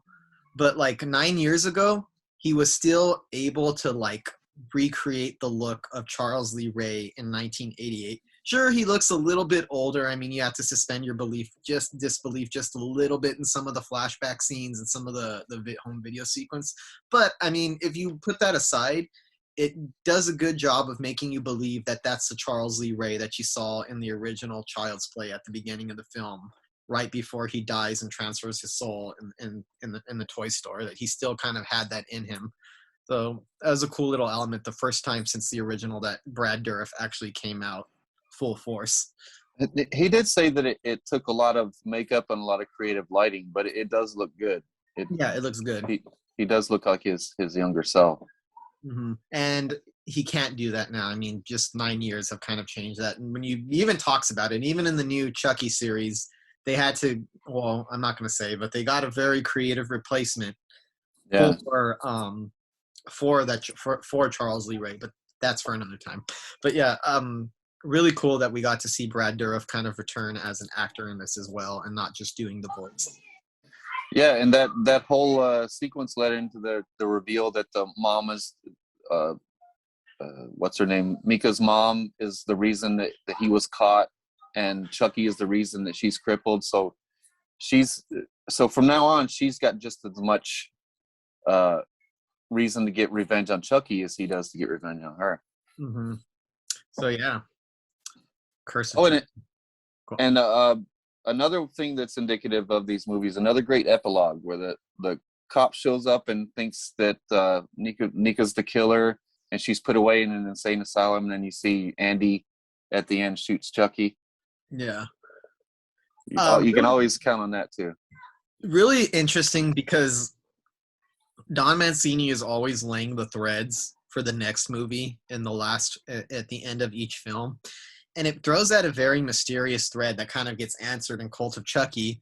There's two endings. There's one where Chucky shows up at Andy's house and Andy blasts him in the head with the shotgun. And then you see Chucky again at somebody else's house trying to take possession of somebody. And you're like, wait, how is that happening? That doesn't make any sense. And it's kind of answered in the follow-up film of what's going on. So it shows you that Don Mancini is kind of thinking a few steps ahead of which these movies, like, he already had his idea of what he was going to do with Cult of Chucky while he was doing with while he was making Curse of Chucky. And I like that too. When he puts little hints like that, that's another thing you can trust Don Mancini to do. Like, he's not just going to toss something in there. That's going to be explained later on. You don't have to worry if you don't understand it or not. Yeah. I love a creator that has patience like that with his work. Mm-hmm. So that brings us to Cult of Chucky. This was in 2017, once again written and directed by Don Mancini. Of course, Brad Dourif returns, Fiona Dourif returns, Alex Vincent returns as Andy, and Michael Thierrault plays that douchebag Dr. Foley. Mm-hmm. Probably one of the characters that I hated most in the whole fucking franchise. Summer H. Howell returns from the last movie as an older Alice. And Christine Elise comes back from part 3 as Kyle. So Chucky returns to terrorize Nika in the mental asylum. Meanwhile, Chucky's soul is split as he settles scores with old enemies with the help of Tiffany. I like this one. For one, I don't think Cult of Chucky is quite as good as Curse of Chucky. But then again, that was such a knockout of the ballpark, at least in my view. I mean, not everybody likes Curse of Chucky, and I've even encountered people who think it's really bad. I disagree very strongly. But it's still very much the director of Curse of Chucky trying out different things and trying something new with this entry. As stripped down as Curse is, that's how bold this one is. Really quick, you broke up for 1 second. What you were saying was as stripped down. Yeah. Just repeat that one more time. Yeah, as stripped down as the last film was, that's how bold and crazy this one is. This one just goes off the rails again. Yeah, but what I find interesting about Cult of Chucky, it still doesn't feel like any of the previous entries in the franchise. It has a completely different feel. It tries to seem like what Don Mancini is trying to do is marry some of the over-the-top elements of Bride of Chucky and Seed of Chucky with the elements of Curse of Chucky and the original Child's Play, kind of melding those two things together, but not going too much with either one. Even though this goes a little bit over the top, I don't think it ever reaches the heights of insanity as Bride of Chucky or Seed of Chucky. And even though it has a lot of tension and stuff, I don't think it ever goes for the level of what Child's Play and what Curse of Chucky or even Child's Play 2 are going for. It's a very interesting middle that he found, and I liked it quite a bit. I think there's a lot of creativity in this movie. I liked a lot of the story beats. I liked the mental hospital setting. And look, I've heard some complaints that this is not a realistic portrayal of what it's like to be in a mental hospital. And that may be true. I'm not going to pretend to have any insight into that, and that may be true. But I think for the purposes of this movie and for the purposes of the universe that this exists in, I think it really works. I think it's a very cool setting to have Chucky running amok in a mental institute. Well, A Nightmare on Elm Street 3 didn't have a realistic setting in a mental institution either. That's true, and you don't really see anybody complaining about that. No. Yeah. But once again, well, this one, it rubbed me the wrong way the first time because I hadn't recently rewatched the others. I kind of watched them with huge years in between, and I didn't even watch Bride of Chucky until just recent years. So it all got kind of confusing to me because it's bold in the way it goes kind of crazy with the story, and it's going in so many directions, and it opens up into more characters, and I got confused watching it the first time, but rewatching the whole franchise, I loved it this time. And once again, as you said, this was different from the other installments. It begins different. You see this, you see a high rise and there's silence, no scores, and you see a couple talking, and you see it's Andy, and he's having troubles with his relationships because of what happened with Chucky. And then he comes home to Chucky's head, and he gives Chucky's head a hit of weed, and then burns him with a torch. And then you get the big score in the title. You're like, all right, now this one's trying to get a mix of everything, but this is going more toward the campy part of the story again, which I like. A friend of mine, one of our listeners, somebody named Stephanie, told me that when he watched this movie, when he saw Andy, he's like, oh man, Andy was such a sad sight in that movie, unable to get a date and stuck at home on a Saturday night with his childhood trauma.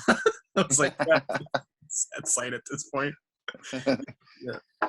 And then it goes right from that, after the title sequence, it goes right into Fiona's story, and it shows her getting electroshock right away. So you can already see that her situation is pretty dire. And by this time, she's convinced that the events of the last film are not real, and that she did all the killing. You see the orderlies taking advantage of her. And of course, with every one of these movies, you have to have a group therapy session. But I thought this was a really cool group therapy session where the dumb doctor brings a good guy doll that he got from Hot Topic. Oh, dude, that is so bad. The fact that he was like, where did you get that? Hot Topic. And I was like, what's funny about that is that is the type of place you would find a Chucky doll in the real world, and in our universe is a Hot Topic. Yeah. So this one doesn't wait very long like the last one to start going batshit, because then Tiffany shows up in the body of Jennifer Tilly, she comes to visit and says she's the little sister's guardian, and says that the little sister, I guess it turns out that the little sister was Not possessed. I would little have liked to seen that. niece. Niece, yeah. Yeah, niece, yeah. That she was possessed. But that scene is funny. I don't know why. There's the way that Jennifer Tilly looks in that ultra red outfit and the really weird knife looking thing that she's sharpening her nails with, and her almost callous line delivery at delivering this really horrible news, and the doctor being like, why didn't you tell me ahead of time that this is what she's like, oh, I'm so sorry. And it's so obviously her being fake through the entire time. And Nika's comment where she's like, you look just like Jennifer Tilly. I get that a lot.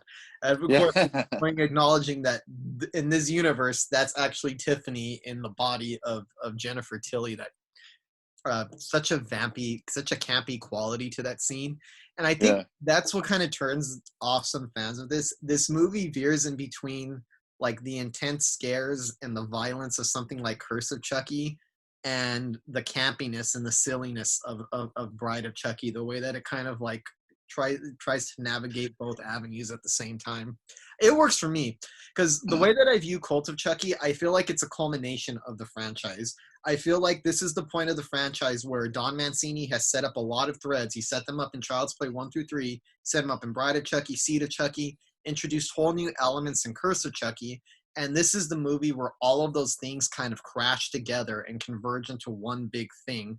And I think this is like, and I don't really view this as a bad thing because I'm a Chucky fan, but it's almost like a fan service Chucky movie where, okay, now it's time to give the fans what they want. We're going to bring Andy back. We're going to bring all characters from Child's Play 2 back. We're going to bring the sister back. We're going to reincorporate the Jennifer Tilly elements of it while still going forward with the Nika storyline. It's just all of the Chucky universe kind of like colliding together at once. Just like an amalgamation of everything that you like about the whole franchise. It's everything that Chucky has been, the franchise has been up until this point, all in one film. And it introduces some pretty interesting new characters too, like that delusional patient that keeps talking to Chucky. It's hilarious every time she comes up to him. Oh, don't worry, I'm not going to hurt you. And Chucky's like, are you fucking with me? I'm a schizophrenic. I see things. You're not real. Yeah. I'm going to come back. And of course, the little campy reference where he says it's a fucking cuckoo's nest in here. Reference to the fact that Brad Dourif is actually from the movie One Flew Over the Cuckoo's Nest with Jack Nicholson, where he actually received an Oscar nomination for that film. Yeah. And that was a pretty dark part, but I liked it when Chucky finds Nico with her wrist slit. She tries to kill herself, and he's like, oh, not so fast. And he sews them up, and she wakes up. Yeah. There's a lot of like really playful elements. I think this one, Don Mancini just started having a lot of fun with the kill scenes. I think there's a lot more violence and mayhem as opposed to Curse of Chucky, where a lot of it was subdued and it comes in little spurts and spits. This one really goes batshit with all of the kill scenes. And I think when you finally introduce the element of multiple Chucky dolls running around, and each one, they're not quite like the original Chucky. They're almost like variations of that personality. You know what I mean? Because the idea behind it is that he's transferring different pieces of his soul into different Chucky dolls. So each one seems to have like a different personality and feel to it. And I saw some of the special features where Brad Dourif was saying that he was trying to give one their own each unique feel and personality. The one who says things like, I think it behooves us to like, oh, look at this guy, behooves. Like one who speaks really fancy, one who's a little bit more goofy, one who's serious. It's like the same person, but not really. Yeah. Since it's like a bunch of different versions and variations on Chucky, and the way that they kind of get along with each other, and the way that you could tell they've all embraced their Chuckiness and being a creepy good guy doll. Really amusing part of the franchise to me. And of course, when the nurse, when he comes in and he realizes the whole time that they're real, and Nika screams run, and they go, and that crazy scene where they rip him apart in various different ways. There's like 3 different Chuckies just hacking away at this guy. Like, yeah, such wild, creative gore when he splits the thing open and then they start reminiscing about past kills from the franchise. This is like when I did this, or this is like when I did that, like like referencing kills from Child's Play 2, from Bride of Chucky, from Curse of Chucky. Really fun stuff, and like really showing Don Mancini is just this one embracing the entire history of the franchise in one film. Yeah, it's like that mixing gory and graphic and borderline disturbing scene with like dark comedy and hilarious little campy dolls talking back and forth.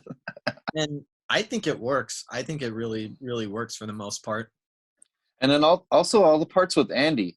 I felt myself in this one getting excited to see Andy get back into the story because we're so used in the rest of the franchise. We get so many teases of Andy, and all of a sudden he's in it, and then you see him watching the news, and he realizes that there's more than one Chucky, and because he thinks he's one, he thinks he's got Chucky's head, and he's going to keep torturing him, and he's good. But then he realizes that there's more than one Chucky, so he goes on a mission to the hospital.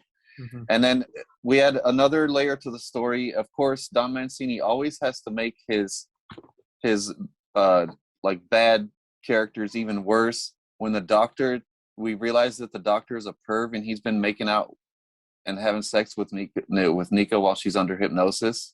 Yeah. And then it's that whole dialogue where Chucky's pissed at the doctor and says that he's sick. And then later on with the kill, he says, I don't know whether to kill this guy or take notes. And you know what? I think that this is a better handling of that type of character that we pointed out that's in all these movies, like the over-the-top evil character, because it's not like given to you right away. You know what I mean? It kind of builds to that, and it takes a long time for you to realize who this character is and for you to want to see him get killed at some point. And this carries over into the new Chucky series, and I a lot of people are saying this came out of nowhere with the Chucky series, but I actually saw it. I didn't notice it until I rewatched Cult of Chucky after seeing the pilot episode of the Chucky TV series. There's an element of it where Chucky seems like his new plot is to create a really big world of killers.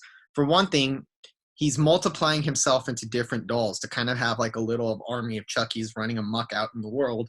And at the same time, he's finding people who are like taken advantage of, people who have not had the best situation in life, people who have been marginalized, and kind of using that to his benefit and trying to encourage them and trying to tap into their inner killer. Because there's a point in this movie where he realizes, you know, that Nika has been molested this whole time while this doctor who's taking advantage of her, he tries to encourage her to tap into her killer side and say, don't you want to get revenge on that fucker? Don't you want to like snap and take your anger out on him? And he's kind of doing that with the new character, the main character of the Chucky TV series, Jake Wheeler. It seems like the direction it's going in is that Chucky is trying to create an insane world of serial killers. Yeah. It's really cool. I love the way he's expanding it, and I can't believe I didn't see that the first time watching this. I guess just because this film goes so crazy, the Cult of Chucky, and of course you can tell by the name of it. It's the Cult of Chucky. It's going to spread into different areas, different characters. It's going to call back old characters and bring back new ones, and it did the same thing with the show. We got even another new batch of characters. I mean, that just goes to show you how well thought out a lot of this is, and how Don Mancini, like I said earlier, keeps thinking some steps ahead. Because I don't think that element is not very clear the first time you see this movie, that's what his intentions are. I think it becomes a lot more clear after you watch some of the new Chucky series and then go back and look at Cult of Chucky and realize that seed was already being planted in the film right there. But I think the reason we didn't notice it is because we didn't know where it was heading. Yeah. And I love all the outrageous scenes. Like, we get to see Chucky sucking boobs in this one. Like, oh yeah, the patient that thinks he's a baby, he goes for it. Oh yeah, that scene is ridiculous. It's hilarious. And then one of the other Chucky's mocks was like, "Oh, you got to suck a boob before you don't get to kill." Yeah. And then, look at your haircut. So you're the one who gets to kill. You have a fucked up haircut. You've had a bad day. And then Chucky putting his hand down all the way down the person's mouth. That was a pretty gnarly kill. Yeah. Oh, that was really graphic. This one has some pretty graphic kills. I mean, Don Mancini does not hold back, and he always gets very creative with his kill scenes. They're never just your typical Chucky comes and stabs you to death. It's never just that. There's always something else going on, something creative going on with the gore scenes. And that big reveal moment when it was right after the three Chuckies kill that orderly, and there's that funny exchange between the three Chuckies. It leads right into that scene where Nika is possessed by Chucky, and you don't know she's possessed by Chucky until she stands straight up. Mm-hmm. That was a really cool part. That's really cool, and it adds and that's another thing that's really cool at the end is Fiona Dourif, obviously bringing the daughter of Brad Dourif. She looks like her father. She has some of his features and qualities, and as they pointed out on the recent episode on one of the behind the scenes, her natural laugh is like Chucky's laugh. And of course, being the daughter of that man, she knows him better than anybody else, and she puts on a fantastic imitation of him. Like, it's almost crazy how when she's walking around and then she has her hair is even similar to how Brad Dourif looks in Child's Play and Curse of Chucky, that long hair, the kind of like gait that she walks with, and that kind of on her face. Yeah. She's so cool. And that scene where she's like conversing with the other Chucky, and they're like the lines that she's saying, like, "You're sick, but not in a fun way like me." It sounds like the female version of Chucky's voice. And that scene where the Chucky and her are both like standing over the dead body while they're cackling and laughing their asses off at all the carnage and chaos that they caused in the hospital. She really, really tapped into her father's performance really, really well. I'm so impressed with how she really carries off that quality, that Brad Dourif quality. Yeah, and for her to be possessed by Chucky and then stomping that fucking douchebag doctor's face in, where it just breaks his whole face apart and smashes it all gooey and shit. So satisfying. Probably the most satisfying kill of the whole movie. Mm-hmm. Because it's the one that you most wanted to see. And that follows by that laugh. That when her and Chucky are laughing at the same time, I nerd out so hard. Yeah, it's really cool. And yeah, I think Fiona Dourif is an excellent addition to this franchise. I think she adds so much to it, and it's not just the case where some people might say it's nepotism by getting the daughter of Brad Dourif in this, but I don't really think of it that way or look at it that way. It's kind of like Don Mancini views this as kind of like a family thing. The way that he's kind of built up with this rapport with these people that he's worked with over the years and the relationships that he's built with them. And I think the fact that Fiona Dourif does such a good job in her role of Nika, and let's be honest, who else was going to do as good of an imitation when it got to that point of Brad Dourif other than his daughter? There's nobody else on the. I mean, maybe you could find somebody, but really, there's nobody else who's going to be able to pull off the believability of Chucky, Charles Lee Ray, walking around in a female body. Well, she's a genuine fan of her father's franchise. You can tell by the way she talks about it and how honored she is to take on this role. Mm-hmm. And to be such a big part of it too. Yeah, and I must admit, I was a little more than excited over that scene at the end with Nika meets Tiff, and they kiss. So now Nika is Chucky, so she's Charles Lee Ray basically, and then Jennifer Tilly is Tiffany, and then they kiss, and then Jennifer Tilly's like, "Oh, a girl, okay." Well, what she says is, Nika actually Charles, because it's not Nika. Charles like, this is a little different. She's like, works for me. Really, really interesting that now Chucky's like in a female body. That moment in the car, that other moment where they're all sitting and laughing in the car, and then you see in the rearview mirror the Tiffany doll in the back seat that's also cackling. So you realize that Tiffany is doing the same thing as Chucky, transferring her soul into different Tiffany dolls. Just a lot of like Chucky stuff to nerd out on. This is like the nerd out Chucky movie. That's how I would describe it. It's the one where the fans just nerd out on the entire history of the franchise. And I know a lot of complaints when this came out is that it builds up so many different threads and storylines that it doesn't finish, that a lot of people are like, what happens with this? What's going to happen with Andy? What's going to happen with Tiffany and Nika? really you could see, and Don Mancini even said it in the when we went to the premiere of the Chucky TV series, that he made that movie with the hopes of turning it into a TV show. You could see that that movie was setting up a big world that was going to be explored in much greater depth in the future. And just knowing that makes this film better and more entertaining. Yeah, that's true. It's definitely true. And then once again, a great post-credit scene where Kyle from part 3, she shows up at Andy's two. house. Two. Part, huh? You said part 3, part 2. She's from part 2. Oh, I was thinking Kyle was from the military academy. No. Kyle is the his sister. Oh, yeah, I'm thinking of a different girl from, the one, okay.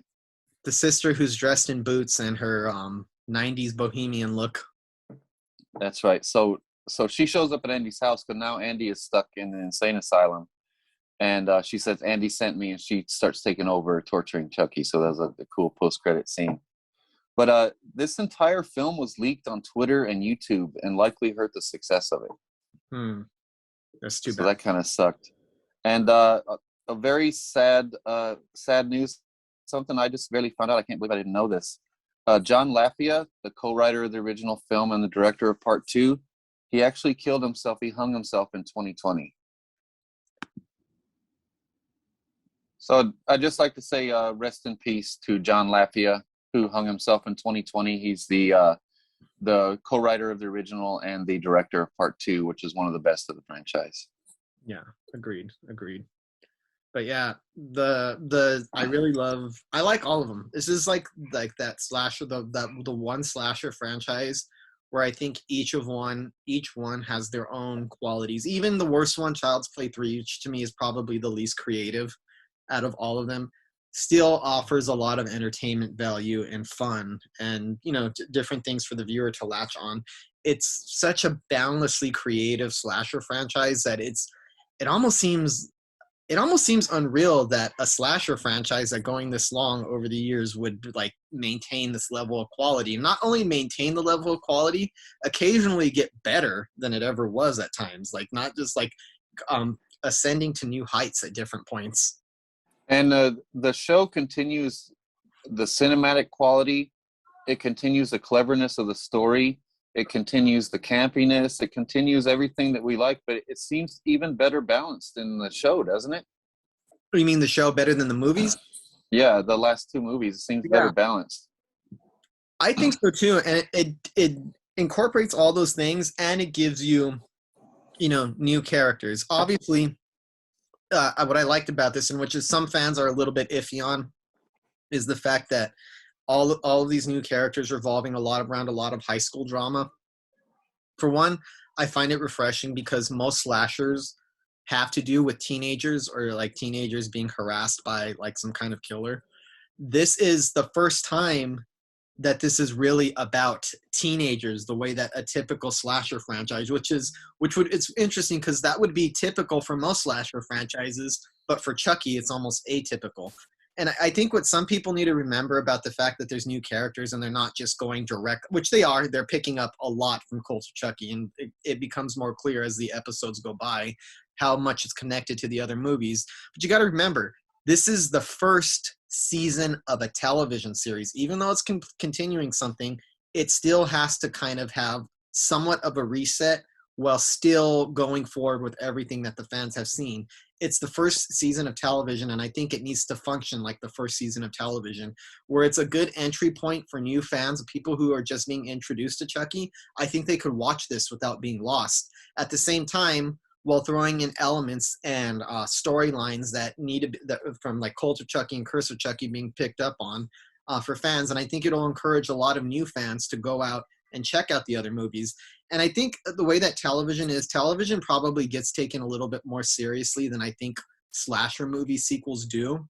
And this has gotten it way more attention, the franchise way more attention than it's had in a very long time. I don't think that many people were as into and on board with Curse of Chucky and Cult of Chucky as they are with the Chucky TV series. So because I see a lot of people who had given up on the franchise a long time ago and didn't even bother to check out the last 2 movies because I've heard a lot of people just, I'm not interested, they're done without even going in. I've seen a lot of people's renewed interest in it. I keep seeing comments online of like, oh, I thought this was going to be really dumb, but I'm surprised at how good this is and how much I'm digging it. And some people are saying, damn, is this even better than the movies? I think it's doing a good job of drawing in new audiences, satisfying people who've been along for the whole time, and reeling people back in who might have been put off by some of the elements of mostly of Seed of Chucky. So I think it's doing all of these things really well at once. I'm very impressed with a lot of things about Don Mancini throughout this entire franchise. And one of the things I'm most impressed with is not only his ability to create new characters that are compelling, but he creates these core characters that we love and then creates another set of characters and endears us to them just as much before he mixes them with the old characters. So I don't see how he comes up with a new set of characters so many times in this franchise, and each one of them be almost as compelling as the last.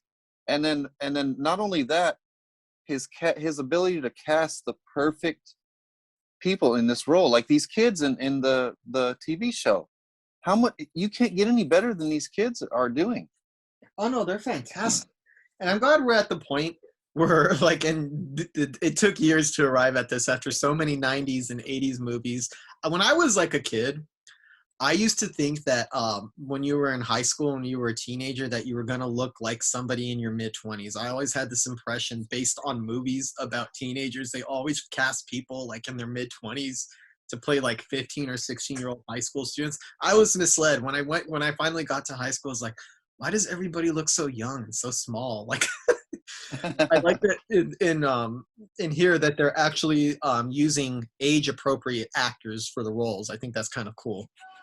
Oh, well, my daughter probably pissed at me for saying this, but my daughter Sydney was watching it, and she was so used to characters playing junior high kids or playing high school kids that she's so used to them being a few years older that she was comfortable with seeing the main kid and say, he is fine. He is so fine. And I said, Sid, he's 3 years younger than you. So no, just in the show, he's not really. I said, no, he really is. Oh no. Because I think it's come par for the course to expect these actors to be portrayed by characters. But I'm glad that they're portrayed because they look age appropriate and they bring that kind of vulnerability that people have when they're that age, that kind of quality that people have. And they're all very good actors and they all perform their roles extremely, exceedingly well. And I can't say enough about the Lexi character. I can't believe I don't have her name ready. But the character that plays Lexi on the show, such a pitch perfect mean girl. Mm-hmm. She makes you love to hate her so much.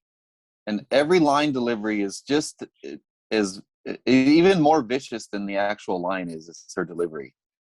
Yeah, she has kind of that quality to her.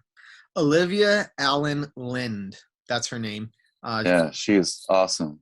Yeah, I really like her a lot. I know a lot of people, I see a lot of people online hate her character, and they're like, when is she going to get killed and everything? And I'm like, I don't know. I think she's a little bit more compelling than some people are getting. I was like, I know she's mean and she's easy to hate, and she does things that are absolutely despicable and the worst type of psychological bullying that you could dream up.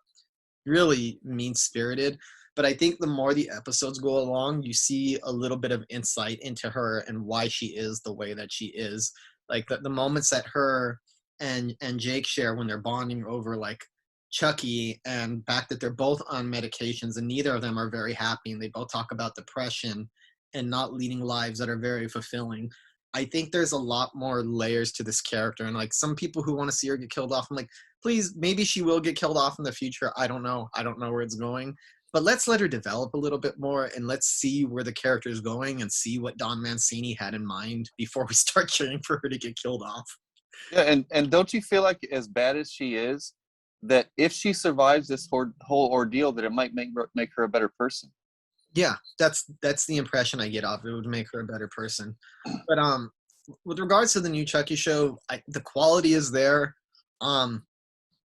This is what really needed to happen with the Chucky series. There needed to be a series because it got to the point where the series has become so serialized and John Mancini is kind of laying all these threads that it's a little bit unsatisfying to have to wait every 4 years to get a 90-minute movie where a bunch of threads are set up. Like, it just feels like it's a chance for Don Mancini to really explore the concept to a much greater degree and to put a lot more nuance into the characters, to put a lot more detail into all of it. And it feels like the most personal thing in the franchise. For one, Don Mancini being a gay man, the character of Jake Wheeler is actually it's autobiographical. It's based on his experiences. It's based on his childhood. Like Jake Wheeler, he actually had that poster up that he has in his room of the Outsiders. So he had a similar type of relationship with his father in the way that his dad viewed his sexuality, him being kind of like an outcast and not really fitting in and being more of a creative type. I think it really resonates because it comes from a very honest place. You could tell that Don Mancini is using this story to really speak from the heart. Yeah, and I like when two gay characters kiss in the show, Mm-hmm. and then one of the actors asked Don Mancini, said, was that kind of how your first kiss was? Did you kind of mirror your first kiss? He said, no, not at all. He said, that's how I wanted my first kiss to be. Yeah. So I kind of feel like with the new, now that he's had a chance to really expand it, and he has such a big universe laid out by 7 films over the course of over like 3 decades, that he's really gained a lot of confidence as like a creator. And I could definitely feel the more personal quality that this film has. Not that the other ones weren't personal, obviously they all very much come from Don Mancini. They're all very much a part of who he is. But I feel like this one is really kind of trying to tap into himself as a human being and as a person, and kind of like sharing a little bit of himself with the audience, and in the process of giving a great version of Chucky. Yeah, and he's also saying that he's going to tell a whole story arc with the TV show, and he's also going to continue the world in future movies as well. So I say he's created enough of a universe for it, enough characters for it, and I'll be there for it for sure. Yeah, and I'm digging it. I'm really digging the new Chucky series. I've seen, as of this, by the time this puts up, 5 out of the 8 episodes will have aired.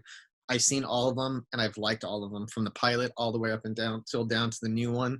And it manages to tap into some of the best qualities of all of the movies, and it does it at a much more leisurely pace too, because they have so much more room to breathe with the series.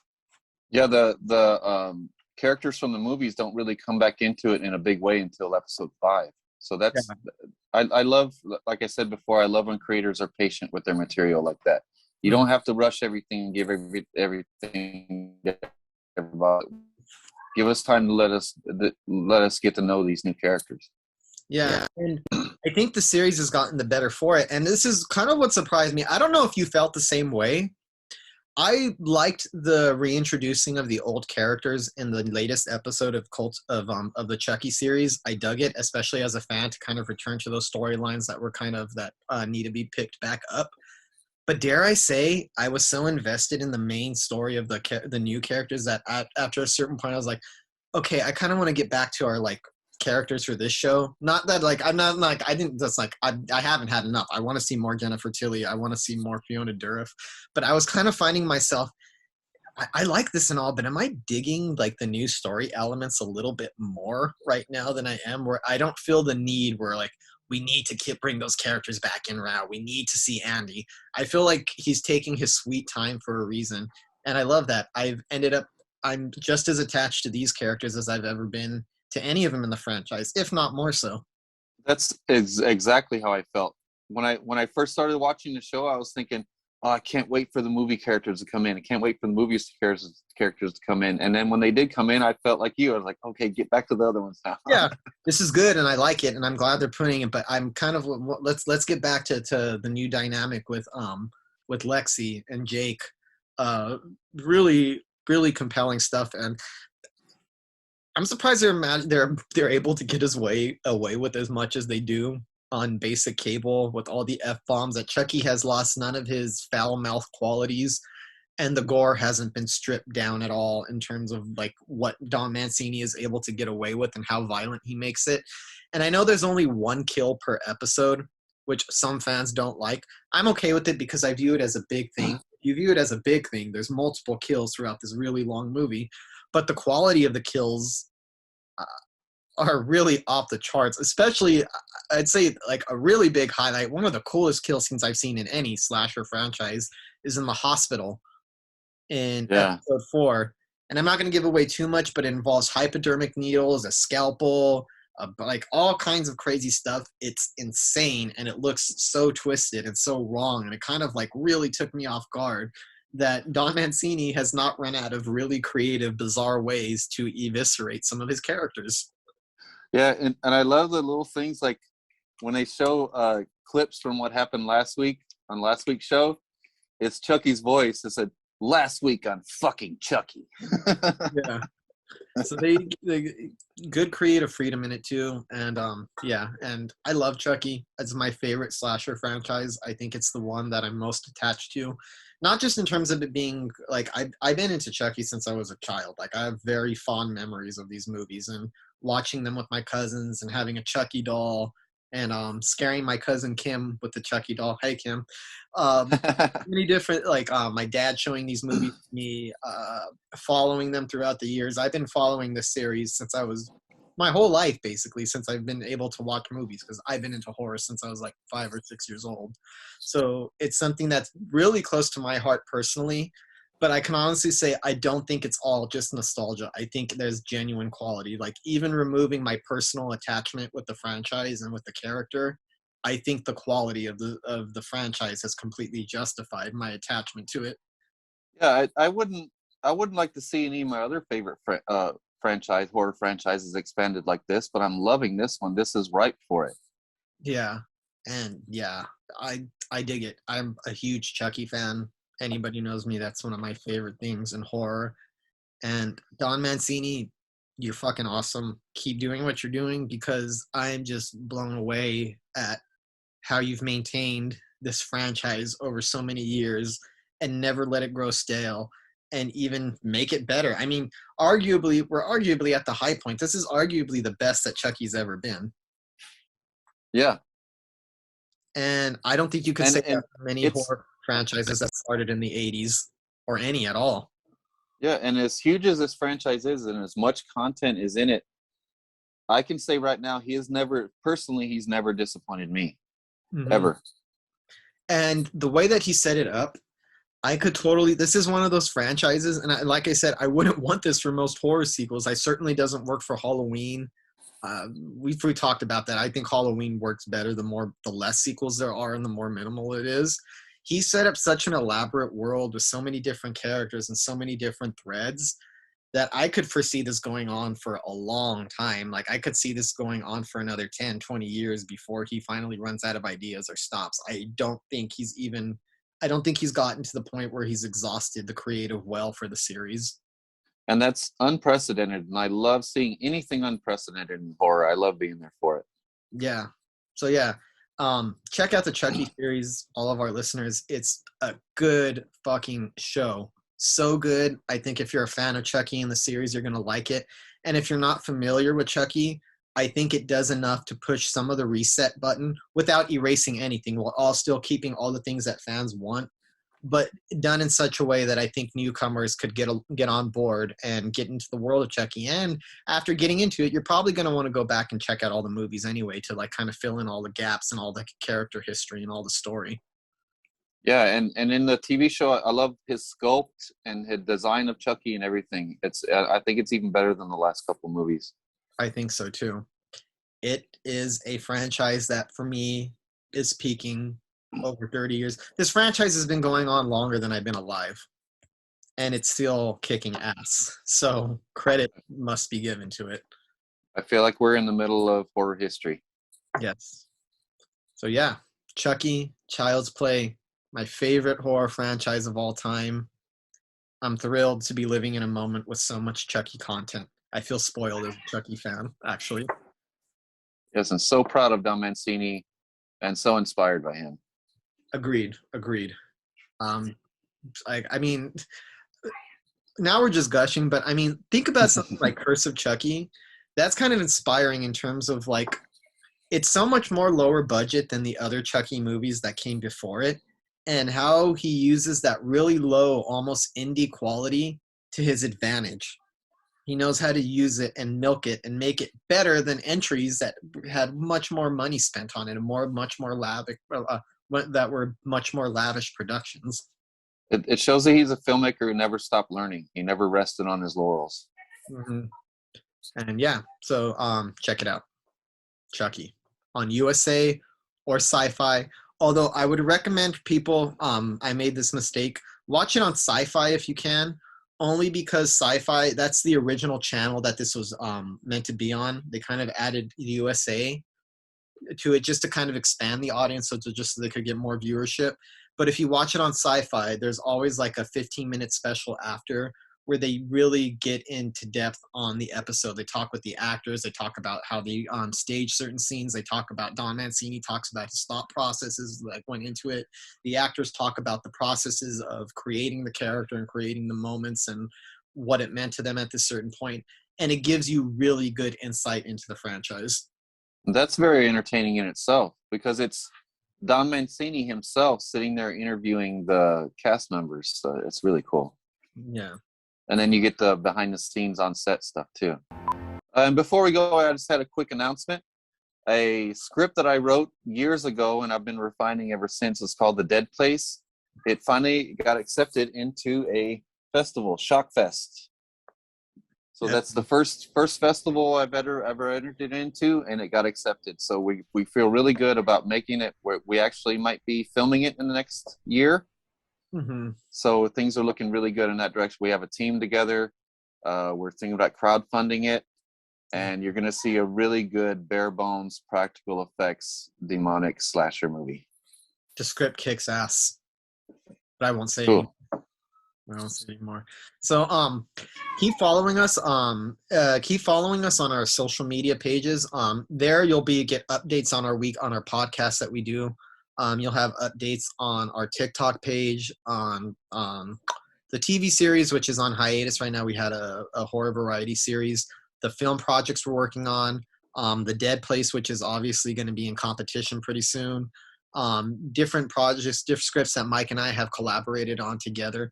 Lots of stuff from brewing right now, so keep up with us at facebook.com/Pickles Horror Show. What's the Instagram again? Instagram at Pickles Horror Show. Instagram at Pickles Horror Show. We're going to update it, so I know we keep saying that, but we will update that pretty soon. And Horror Show Official, at Horror Show Official on TikTok, where you get kind of like a greatest hit sample of everything that we do. Till next week, folks, happy horror. Happy horror.